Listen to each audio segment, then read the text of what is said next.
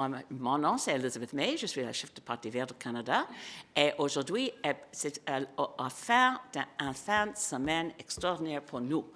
Of course, I planned this when I thought January 27th was the day Parliament would be resuming.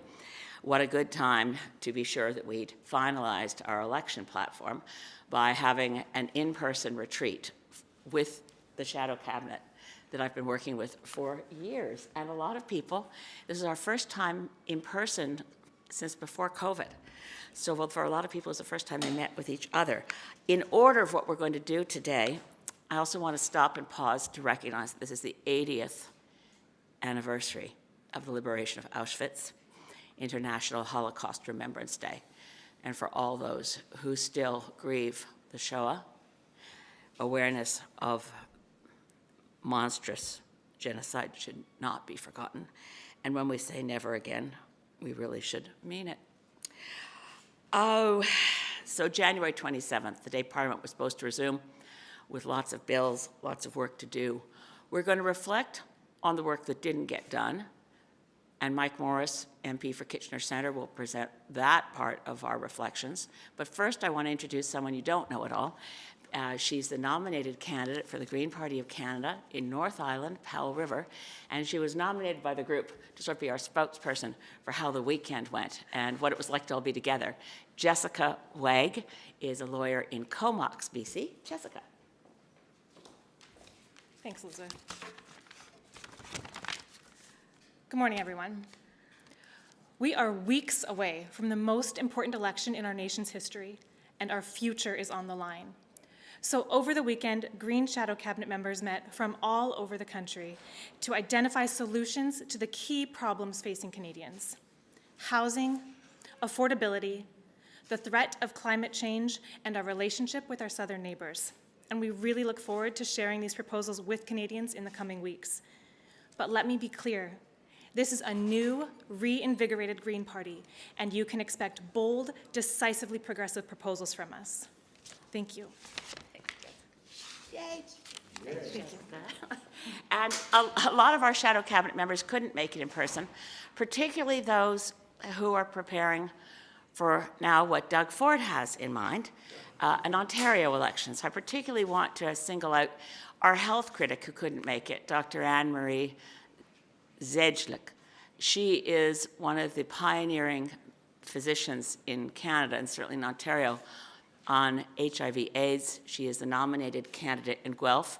You'll certainly get to see more of her because she is, I think, quite likely to be the next member of Parliament from Guelph. Guelph is, of course, the home riding for the valiant and most effective opposition leader in Queen's Park, leader of the Green Party of Ontario, Mike Schreiner. So we like having double green ridings. There are several across the country, and so at this moment I want to turn to Mike Morris for his reflections on what didn't get done. The last time I gave a press conference, January 3rd, the world changed a lot for people in politics. On January 6th, c'est seulement une différence de 3 jours, mais il fait une grande différence avec la décision de M. Trudeau de son retraite et en même temps la course à la chefferie pour le Parti libéral. Mais maintenant, je donne la parole à mon cher collègue Mike Morris. Well, thank you, Elizabeth. Wonderful to see you all this morning and wonderful to be joined by Shadow Cabinet. As Elizabeth shared, while Parliament is prorogued, the Green Caucus is continuing to work on behalf of Canadians and behalf of our communities to get results, notwithstanding those parliamentary tools that are not available to us. As one example, the disability community continues to call to guarantee that the Canada Disability Benefit will be delivered as this government promised in Budget 2024 by July 1st. That means they must finalize the regulations before March 7th to ensure that regardless of the partisan theatrics of the day, that the disability community deserves to see not only a fixed, but a fully funded Canada Disability Benefit. That's why Elizabeth and I wrote the minister responsible last week, calling for her to ensure that this government guarantees the Canada Disability Benefit. We'll be meeting with her office later this afternoon to lift up the calls of the disability community, continuing, as I shared, to call to fix the Canada Disability Benefit, and in the meantime, at the very least, to ensure that they guarantee that the meager version of the benefit previously announced is delivered regardless of the theatrics of the day. On this and so many others, whether it's related to the housing crisis, the climate, both Elizabeth and I are continuing to work on behalf of our communities, and will continue to do so until an election is called. Thank you. And following on from what Mike has said, and I feel really guilty not introducing all of our wonderful Greens from across the country, but it would take too long. I know you understand, but we have candidates and critics here right across the board, just like Trudeau's cabinet. Well, I think we get along better. But anyway, we're really, I'm so proud of having people here from Prince Edward Island, Dr. Stratton, Gadfly Stratton Fisheries critic from Nova Scotia, all the way through to British Columbia. And my husband's going to run in what used to be Mission Matsqui Fraser Canyon, but it's been redistributed. But if I start introducing people, it'll take too long. I did want to say, apropos of Mike's comment, that we keep working. The day after House prorogued, I wrote to Justin Trudeau and all the other opposition party leaders, Pierre Poilievre and Yves-François Blanchet and Jagmeet Singh, and said, look, bills just died that we'd spent, the equivalent of millions of dollars of work, both within departments, by Parliament, by standing committees. A lot of these bills had gone through clause by clause amendments, bills that were so close to passage. For my community, Bill C-33 that would help us deal with freighters getting free parking in the Salish Sea and dragging anchors and threatening the survival of southern resident killer whales. If Bill C-33 could be singled out as having enough cross-party support to get passed quickly when the House resumes. C-71 to fix the lost citizenship issue. Ready to go. A lot of cross-party support could exist. I've asked the other party leaders to meet during this time that we have. We got to meet on December 3rd to talk about the Trump threat. Well, we should be meeting again. But in any case, no one's answered my letter yet, if anyone was wondering. All of that said, we do have an announcement to make, and you might have noticed, I'm very pleased to be joined once again, et je donne la parole à mon cher collègue et ami, Jonathan Pedneault, un candidate au Québec, Parti vert du Canada. Jonathan. Bravo!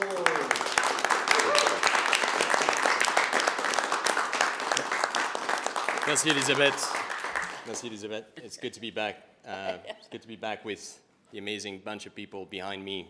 They're top-notch, committed individuals fighting for a better Canada. And I couldn't be more humbled to stand here now with my friend Mike and with a mentor, a friend, this incredible national treasure that Elizabeth May is. I did leave politics, and now I'm back. And some of you might wonder why. Last year, early in the year, I did receive some fairly difficult, life-altering news about my health.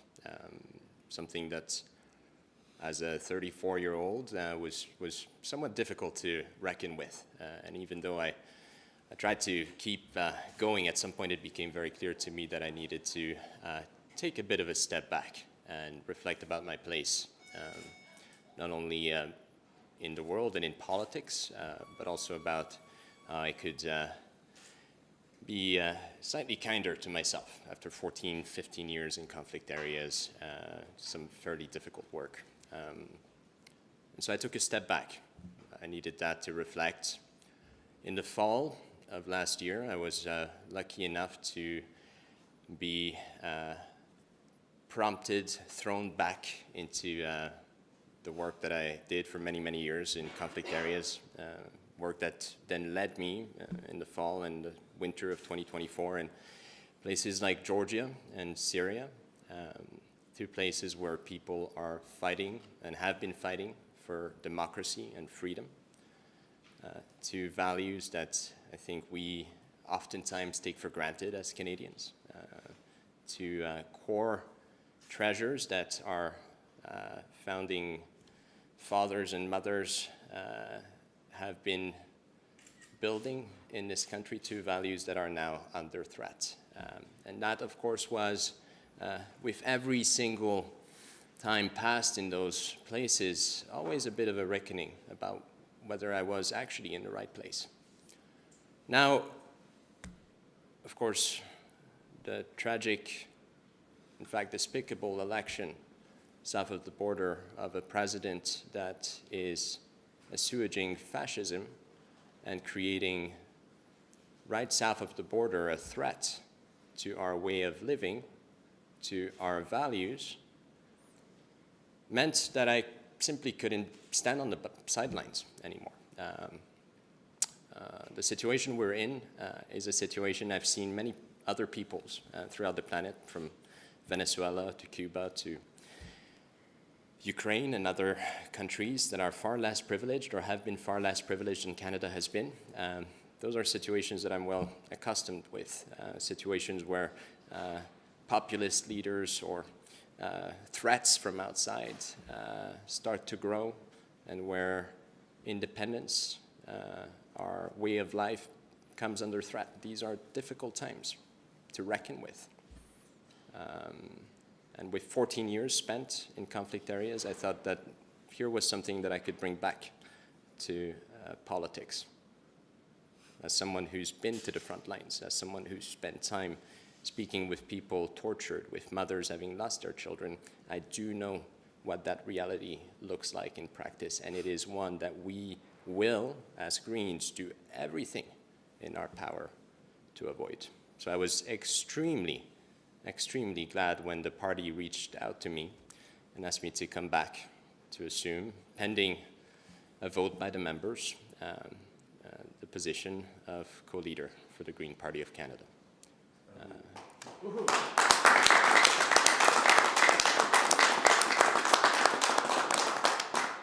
It's not a decision I take lightly, but the times call on all of us to really stand up for Canada.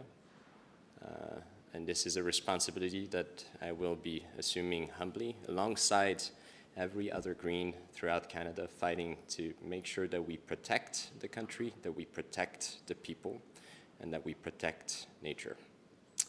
En français, l'an dernier, puis pour être bien honnête, je ne m'attendais pas à être de retour en politique, mais l'an dernier, j'ai reçu des nouvelles qui étaient dévastatrices à l'endroit, à l'effet de ma situation de santé. Des nouvelles qui ont été difficiles à digérer pour un gars de 34 ans comme moi. Des nouvelles qui m'ont forcé à prendre un pas de recul pour réfléchir un peu à ma place en politique. Après 14 ans, presque 15 ans de travail en zone de conflit, c'était important pour moi de réfléchir à comment je pouvais continuer à contribuer tout en prenant soin de moi. Et donc, j'ai démissionné, comme vous le savez, l'an dernier. Et ma situation de santé s'est améliorée. Ça m'a permis de retourner travailler. J'ai eu cette chance, cette opportunité qui m'a été offerte de continuer à travailler dans d'autres zones de conflit. Ça m'a amené en Géorgie notamment et en Syrie récemment. Deux endroits où les gens se battent pour la démocratie, pour la liberté. Deux valeurs fondamentales que tellement de Canadiens, moi y compris, trop souvent prenons pour acquises. Et là, évidemment, quand il y a eu cette élection désastreuse aux États-Unis, quand il y a eu cette montée, ce retour d'un Donald Trump sur stéroïdes qui promet une forme de fascisme juste au sud de la frontière, qui menace les Canadiens, qui menace notre souveraineté, nos valeurs, c'était juste impossible pour moi de rester sur la touche. Il fallait que je trouve la manière la plus efficace de revenir, parce qu'après 14-15 ans à être sur les lignes de front, à rencontrer des mères, des parents qui ont perdu leurs enfants, à interviewer des victimes de torture, je sais ce que ça signifie, cette situation dans laquelle on se trouve présentement, puis c'est une situation qu'on va tout faire comme Verts pour éviter ici au Canada. Alors, quand le Parti vert m'a approché pour me demander de revenir assumer les fonctions de co-chef suivant une ratification des membres, c'était impossible pour moi de refuser. Ce n'est pas une décision que j'ai prise à la légère, ce n'est pas un moment léger dans l'histoire de notre pays, mais c'est un moment qui nous demande de nous unir pour protéger le pays, pour protéger les gens, pour protéger la nature. Puis les Verts seront absolument au front lors de la prochaine élection. Merci.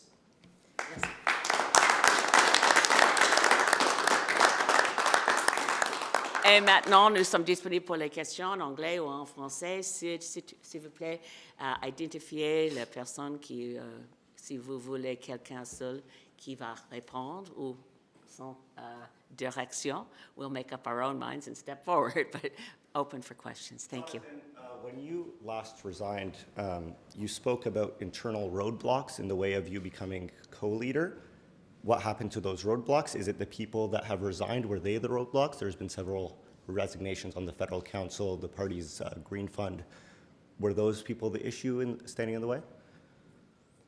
There are always issues within every single party. Lots of people that are committed to various strong positions and visions, and that's something that we welcome in the Green Party of Canada, as opposed to something that we shy away from, as other parties often do.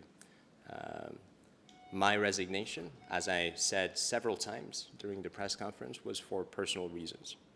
I am not going to use this opportunity right now to discuss my health situation more, but this is something that I will absolutely be doing in the weeks and months ahead. S'il y avait des obstacles à l'époque, ces obstacles-là sont-ils encore présents? On est absolument en route vers des élections. On est absolument focusé sur livrer une bonne performance électorale pour les Canadiens. Le Parti vert... Répondre à la question Le en Parti projetant vert. vers l'avenir. Ma question Ouais. est s'il y avait des obstacles, quand vous avez démissionné, à ce que vous devenez co-chef, est-ce que ces obstacles-là sont maintenant disparus? Oui Les ou non? membres ont voté clairement lors d'une AGM en faveur de la co-chefferie. Il y a un support phénoménal au sein du parti envers ce modèle de gouvernance qu'Élisabeth et moi avons proposé lors de la course à la chefferie en 2022. Je suis de retour maintenant pour focusser sur l'avenir du Canada. C'est vraiment ce sur quoi on va mettre toutes nos énergies puis tout notre travail dans les mois, les semaines et les mois à venir. Yeah, I just add, there was the times that in the media, things that are for us as Greens normal, it takes time when you have a grassroots party and you work through, you have to have a general meeting. The members are the highest authority in our party. We couldn't decree there's co-leadership. It needed a meeting of members. We'd had a couple of meetings where simply ran out of time to deal with all the resolutions before us. So the meeting of members, as planned, and as Jonathan said, with phenomenal support, happened in mid-November. And we are following the rules of the party. And I didn't ever say there were obstacles. I know people read that into it, wanted to make more out of it. And as Jonathan said, he repeated many times in a very emotional press conference, especially for me, because I really hated to see him leave. But it was personal reasons. And as Jonathan has explained, he'll give you more details on that as when the time's right. Exact. What do you think the impact of party infighting has been on the Green Party's successes in recent years? Has it affected electoral success? Once again, the most important thing I can tell you today is that, as is evidenced by the people behind us, we are united and committed to delivering for Canadians at a time when there are no progressive alternatives out there. We will provide decisively, boldly progressive proposals for Canadians. I think Canadians struggle so much right now in their daily lives, in their daily, well, in the outcome when it comes to the climate emergency, our relationship with our neighbors to the south, with the cost of living situation. Those are the things that we are focused on, and those are the most important things for Greens right now.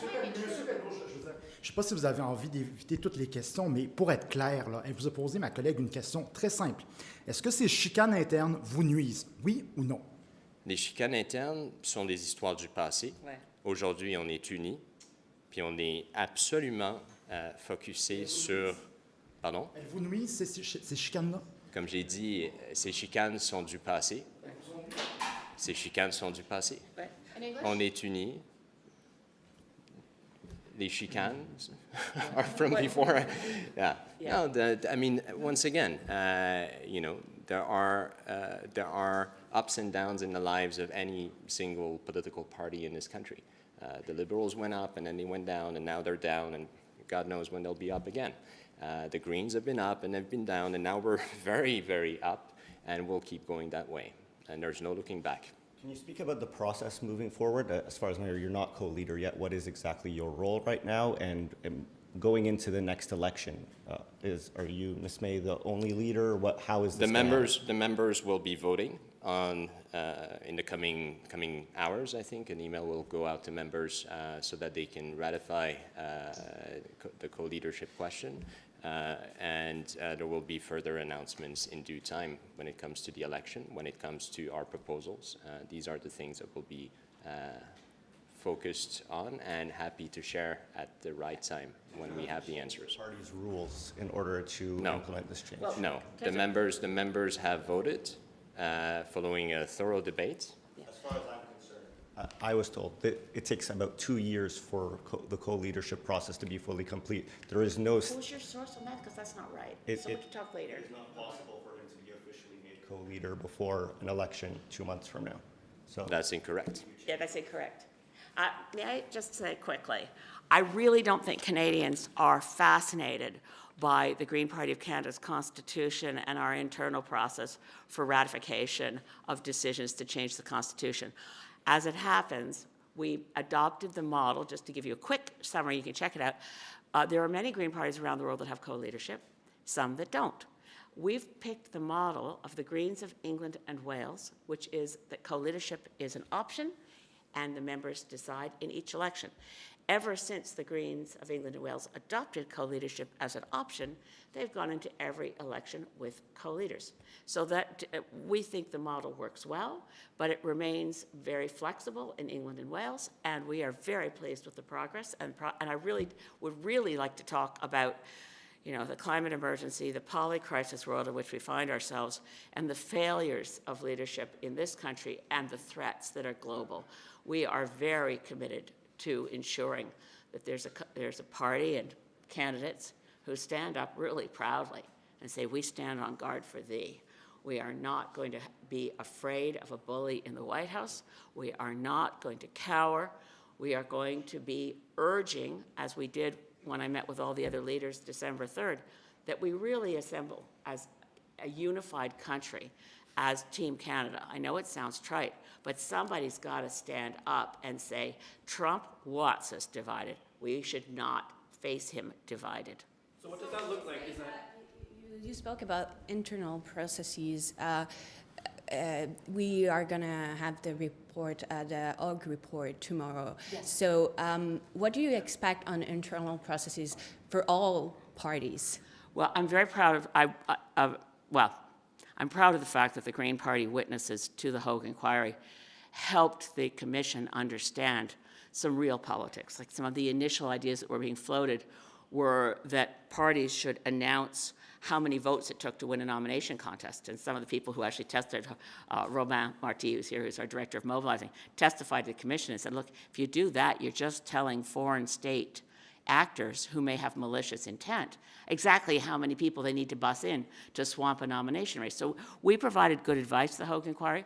I am disappointed, and I want to say this really clearly. I completely agree with Charlie Angus's complaints to Elections Canada. What are we going to do about Elon Musk and the efforts of social media oligarchs? Let's face it, at Trump's inauguration, billionaire oligarchs were on full display. We had Mark Zuckerberg, and we had Elon Musk.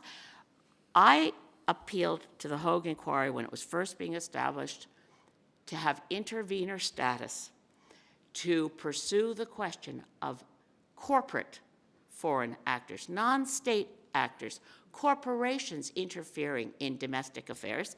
And I'm afraid the Hogue Commission, and there were a number of others, by the way, who tried to get intervener status in the Commission to pursue the question of non-state actors. In other words, foreign corporations, whether big oil or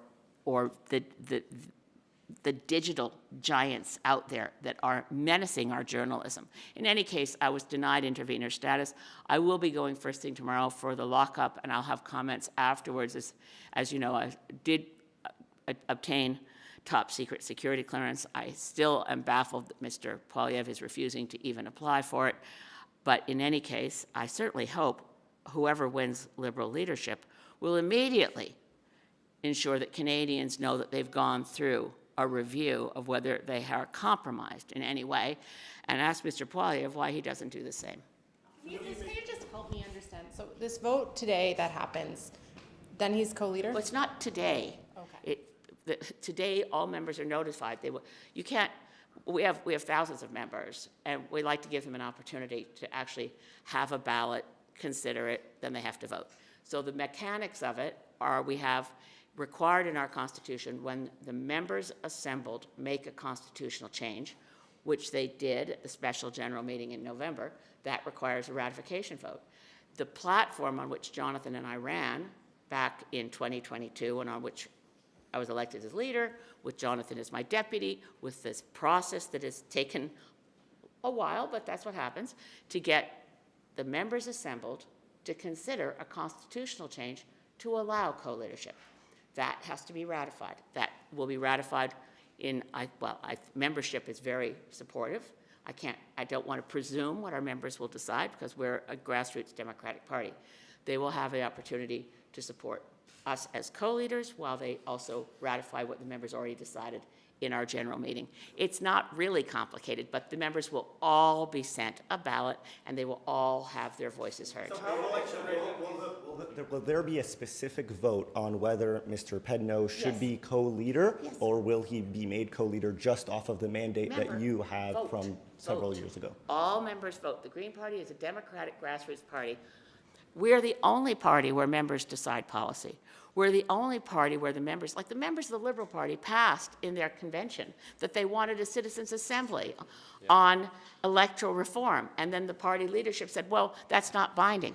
When our members vote on policy, it is binding on us as leaders. So how election ready is your party? Do you have all your candidates lined up? You still have to vote on your main platforms? Like what, given the snap election, do you have a We will have a full slate of candidates. We have extremely exciting candidate announcements to be made in the future, but those often are, as in any party, up to the individual candidates to decide when they're ready to, in many cases, give up their day job because they've decided to become partisan and run for the Green Party.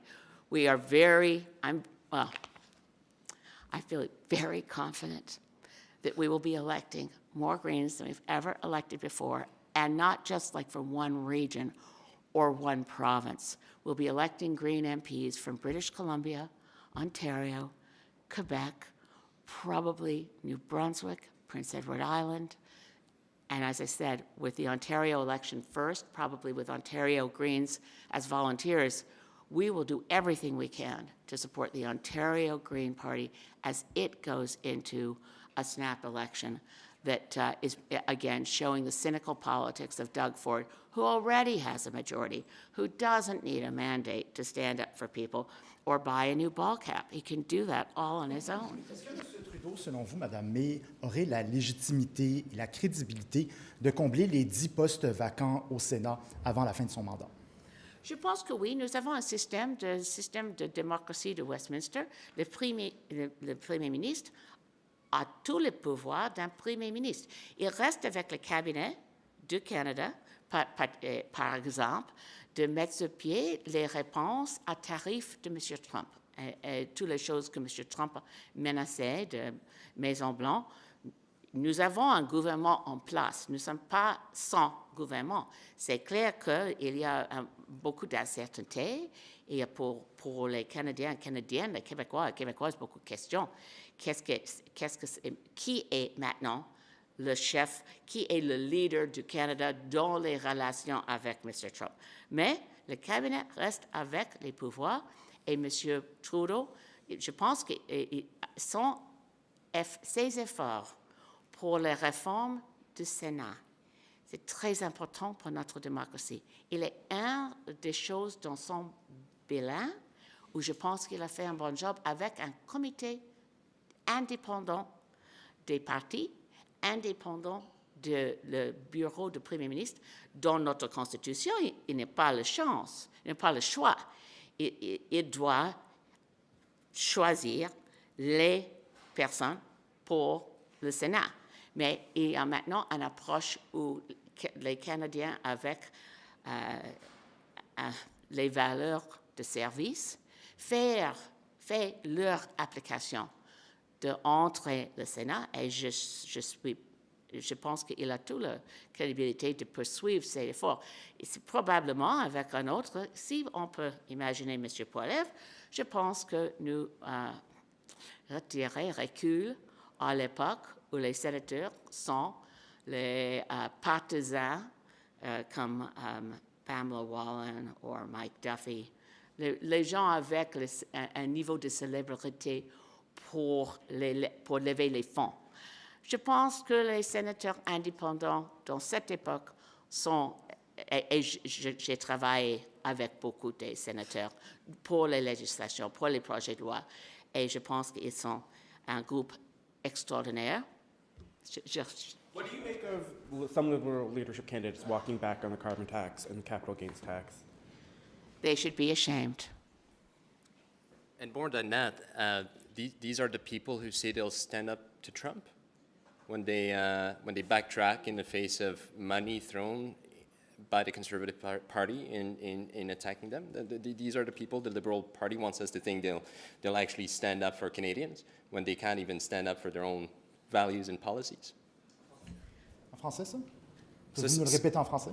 Ça, c'est les gens qui veulent nous faire croire qu'ils vont se tenir debout devant le président Trump quand ils ne sont même pas capables de se tenir droit dans leurs bottes pour défendre leur propre politique puis leur propre projet. Je pense qu'on a une question de leadership ici. Under the Canada Elections Act, there can only be one person representing the party as leader. Who's it going to be? Can I just say? We actually dealt with this really in detail in the platform that Jonathan and I ran on. We took a page out of the Green Party of Germany, where their co-leaders, there could only be one person standing to run for chancellor. So that person was not Robert Habeck. He stood back, and Annalena Baerbock. She's now the German foreign minister. She was the co-leader of the Green Party in Germany, and she stepped up to run for chancellor because only one person could. We have discussions to be had about which one of us. There's certain things we will still be, if the members approve it, Yes. co-leaders into the next election. This was in our platform in the course de la chefferie en 2022. Nous avons reste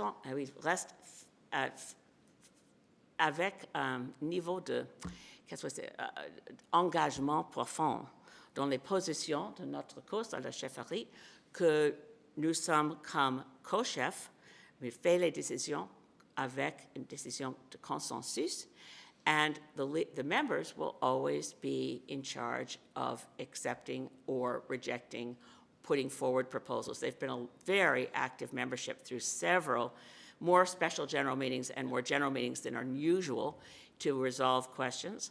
But in that instance, what Annalena Baerbock and Robert Habeck did as an example, they were both co-leaders through the whole German election. It's just that only Annalena was running for chancellor. We will, assuming the members, and I don't assume, members will decide. But if the members decide that Jonathan and I are the first co-leaders of the Green Party of Canada, we will be co-leaders throughout the election. But we will identify those places where only one person in a party can have that role. There are certain things under the Elections Act where the leader must sign. And I also think, although it's not a rule, because we'll be the first, assuming, again, which I don't assume, that this passes through the membership, this will be the first time that a major national political party is represented by two people. And in that instance, we will also assume, I assume, that the Commission on Leaders' Debates, which has already sent us the rules and how we participate, will not want to find out that on one day it might be Jonathan in a debate, and on the other day it might be me in a debate. We will identify which one of us fills the roles that must be singular, and for the rest it'll be joint. Will the membership vote before the election? Of course. Okay, Of course. when? What would be the date of it? You'll have more information from us next week about this. The members will have 7 days to vote on a digital ballot that they are receiving in the course of today, in the course of the next few hours. There will be more announcements to be made with regards to the results, with regards to the decision Elizabeth and I will take, assuming the members are comfortable with the idea, with respect to who's going to take up the roles that Elizabeth described just now. I would also add, We're going to do it a lot faster than the Liberals tell Canadians who their leader is. We'll be having a result with the members voting that will be in well before March 9th. Yeah. You mentioned many provinces where the Greens hope to make some gains in the next election. If you have to, these are a lot of provinces.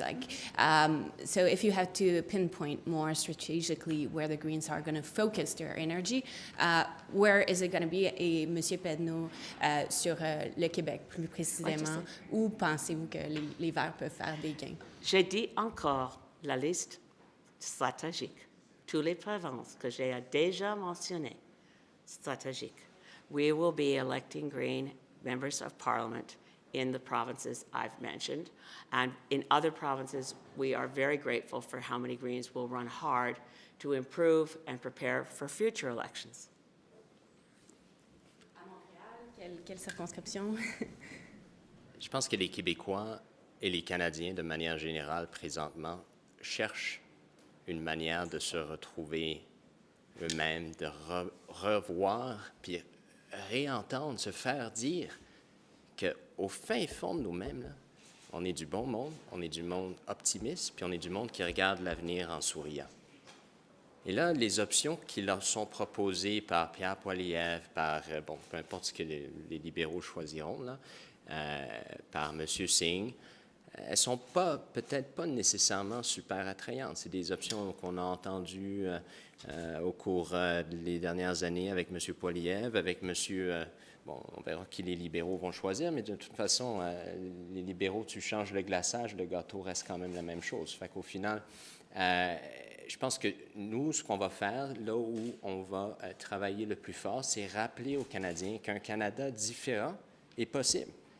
Qu'on n'a pas besoin d'avoir des gens qui dorment dehors dans la rue à moins 20, qu'on n'a pas besoin d'avoir cette anxiété au fond de nous-mêmes à la fin de chaque mois parce qu'on ne sait pas si on va être capable de payer notre loyer. Les solutions, elles existent. Ce qui manque en politique présentement, c'est du courage. Et c'est ça qu'on va amener pendant l'élection. Puis je pense que les gens vont bien répondre à ça, au Québec comme partout dans le reste du pays. Mentionner des circonscriptions spécifiques. Il y aura des annonces en temps et lieu. Okay. Mr. Pedneault, how would you stand up to Trump then, and how could federal Greens rally Alberta on side to Team Canada? Albertans are good, hardworking, loyal Canadians.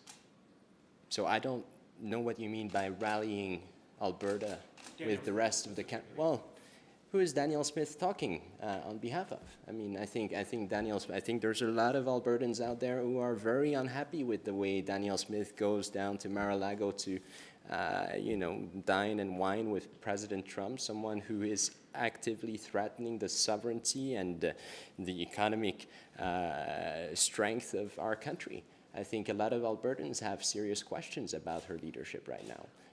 For me, it is absolutely clear that Albertans they're Canadians. They love this country. They will fight for this country. They work already extremely hard for this country. And I don't see, I think what's lacking out here right now is a clear vision about who it is that we are as Canadians. And who we are as Canadians is a people that leaves nobody behind. Sadly, for the past 20, 30 years, politicians in this House of Commons have done just that. They've been leaving more and more people behind. And people are angry about it, and I absolutely understand it, and will be providing solutions to these problems because the nature of this country, once again, is one where we leave no one behind. Chantal, je peux ajouter quelques mots et après à Mike. One of the comparative advantages that Greens have that we don't talk about enough is that we are a global movement and a party. There are over 400 elected Green MPs around the world in countries that are also being threatened by Trump. Green MPs in Denmark, Green MPs throughout the European Union, and Greens in Ukraine. We are able to, and I think we need a global solidarity movement that stands up for democracy and against bullies in all kinds of ways, including defending the rights, human dignity, fighting poverty, and fighting a climate crisis that's galloping towards us. The advantage of being able to work, I'm meeting a little later today with a visiting member of parliament from Australia who's Green Party. There are Green Party coalitions and governments around the world. We want to pull together a global movement, and Canada, as a country, I want us as a country to stand up. We've got a portrait back there, Lester B. Pearson, he's way over there. But Canada led the world in inventing peacekeeping. Canada can lead the world by learning again what Lloyd Axworthy used to talk about as soft power. We remember why Canada is still respected in the world. We're coasting on a reputation, but we need to stand up to bullies, and we need to say to the rest of the world and to countries that feel threatened and people who feel threatened, we're with you. And that's going to be important to say out loud and a lot, and I hope to encourage whoever forms government after the next election to be a stronger force in the world. Anyway, I promise Mike, you've got to get to the mic again here. Just very briefly, Jonathan spoke about courage earlier. As Greens in this parliamentary session, we have brought forward that courage on behalf of Canadians to call out the corporate profiteering that has led to the affordability crisis that Canadians are in. And it may be the case that we may be the only party left who will continue to call out the fact that while the carbon price went up 2 cents a litre, it was the gouging of the oil and gas industry that went 18 cents a litre, from 26 up to 42 in 2002. And we will continue to call for measures like the UK has long had to have a windfall profit tax to return that excess profiteering to the pockets of Canadians who need it the most. Can you actually speak to what specific responses you'd like to see, whether through retaliatory tariffs or non-tariff responses? Is there anything specific you want to see included? Well, one thing I think doesn't help is when individual leaders, whether provincial premiers or opposition party leaders, freelance on what Canada's position is. I want to be part of an effort, but I would say that we support the dollar-for-dollar retaliatory tariff approach that's extremely targeted to try to protect Canada's economy. I also say that I'm planning to go to Washington and hope to meet with as many congressmen and senators as I can on February 6th at the invitation of a national institution in the United States called National Prayer Breakfast. So I got my invitation. I guess since I had my debut on Fox News, they didn't go through very carefully their invitation list. But anyway, I've accepted the invitation. I'll be February 6th in Washington, and hoping to meet with as many people in the administration, Democrat members of Congress and the House and Senate, and Republican members of House and Senate, to do my best. And I've shared, in that meeting we had December 3rd, where all opposition party leaders and the Prime Minister were sitting around the same table. So what I mean about not freelancing, we were looking at what are the opportunities that Team Canada has to influence American lawmakers. And I said, what about the prayer breakfast? You know, that's February 6th, we should all go. So a few of us are going. But in any case, it is sort of it has been going for like, I don't know, 60, 70 years as an institution in the U.S., and I want to do my very best to make sure that everyone I run into knows that Canadians are the best friends and neighbors Americans could ever hope to have. And for those who are feeling scared where you're living in the U.S. right now, consider moving here. Thank you. Thank you. Thank you. Thank you.